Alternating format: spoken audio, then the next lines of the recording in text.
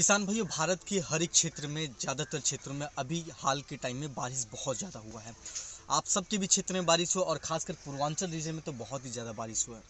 आज की वीडियो को हम कवर करने वाले हैं आलू की खेती पे कि आलू की खेती तो हो चुकी है, लेकिन बारिश के बाद अब इसमें जो समस्या आने वाली है वो लेट ब्लाइट की आने वाली है। आप देख सकते हैं ये पूरी आलू की फसल है। हमने इसमें प्रिकॉशन के तौर पे पहले इसमें सारी चीज़ें स्प्रे कर दी है कि हमको लेट ब्लाइट की जो समस्या का सामना ना करना पड़े। अगर आपके वहाँ भी बारिश हुआ है और बारिश होने के 10 से 15 दिनों में लेट ब्लाइट का जो आक्रमण होता है बहुत तेज़ी से दिखता है। अब कारण क्या होता है लेट ब्लाइट का आक्रमण इस पर होने का? एक तो आलू की फसल है। आलू की फसल में जैसे ही बारिश होती है मौसम में आर्द्रता यानी कि नमी बढ़ जाती है। और आप मेरे चारों तरफ देख पा रहे होंगे धुंध ही धुंध चारों तरफ दिखाई दे रही है, धुंध दिखाई दे रहे। तो इसमें क्या होता है, जो ब्रांच होती है उसके पास स्पोर होता है, एक खुला जगह होता है। आर्द्रता नमी बढ़ जाने की वजह से उस स्पोर में क्या होता है कि आर्द्रता जाती है और आर्द्रता जाने के बाद इसमें लेट ब्लाइट की समस्या धीरे धीरे आनी स्टार्ट हो जाती है। तो अब हमारे पास एक बात ये आता है कि हम लेट ब्लाइट की समस्या से कैसे छुटकारा पाएँ या फिर उसका हम प्रिकॉशन कैसे लें। तो अगर आपके वहाँ अभी ये समस्या नहीं देखा गया है उसके लिए भी ये वीडियो है।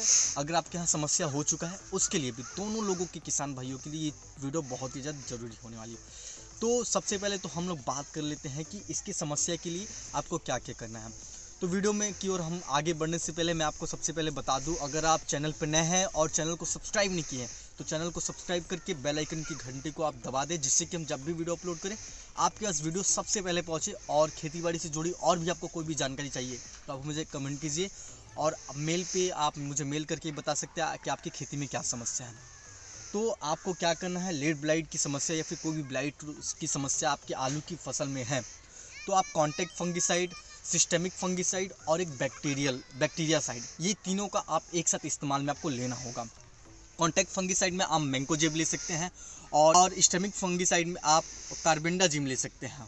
अगर बैक्टीरिया साइड की बात करूँ तो आप वेडिडामाइसिन, ये तीनों का एक साथ मिश्रण बना के आप अपनी आलू की फसल में स्प्रे कर सकते हैं किसान भाइयों।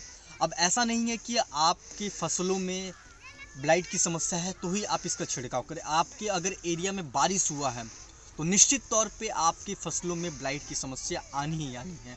और इसका जो शुरुआत होता है पहले एक पत्ती से होता है, पत्ती से पूरे पौधे में होता है, पौधे में धीरे से संक्रमण फैलता है और ऐसे फैलते फैलते पूरे खेत में संक्रमण बहुत तेज़ी से फैलता है किसान भाइयों। तो ये तो चीज़ रही, आप अलग अलग चीज़ें लेके एक साथ मिश्रण करके आप चाहें तो आप अपने फसलों में यूज़ कर सकते हैं। अब एक और इसका छोटा सा एक फार्मूला आता है किसान भाइयों कि आप क्रिस्टल कंपनी का, अब किसानों के लिए इतनी सारी चीज़ें एक साथ मिलाना थोड़ा सा इम्पॉसिबल हो जाता है। अगर आप थोड़ा सा इनोवेटिव हैं, अगर आप रिसर्च के मामले में है तो आप ज़रूर ये चीज़ कर सकते हैं। लेकिन थोड़ा सा और इस चीज़ को आसान में बनाऊं तो आप क्रिस्टल कंपनी का फ्लूटोन नाम से एक आता है जिसमें सिस्टेमिक फंगिसाइड भी है और कॉन्टैक्ट फंगिसाइड भी है।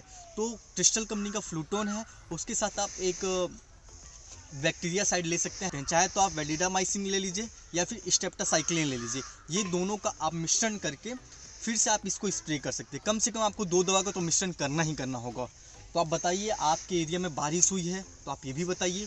अगर आपके एरिया में लेट ब्लाइट, अर्ली ब्लाइट या फिर आलू से कोई भी समस्या है तो आप मुझे कमेंट सेक्शन में बताइए। और हाँ, अगर आपने इसका कभी इस्तेमाल किया है, अगर इन सारी चीज़ों के लिए कभी आपने कोई दवा का भी इस्तेमाल किया तो ये भी आप हमें कमेंट सेक्शन में बताइए, जिससे कि लोग उस चीज़ को इस्तेमाल करके उसका रिजल्ट अच्छा पा सके। और इसका जो मैंने दवा आपको रिकमेंड किया है उसके भी रिजल्ट के बारे में आप कमेंट सेक्शन में जरूर बताइएगा।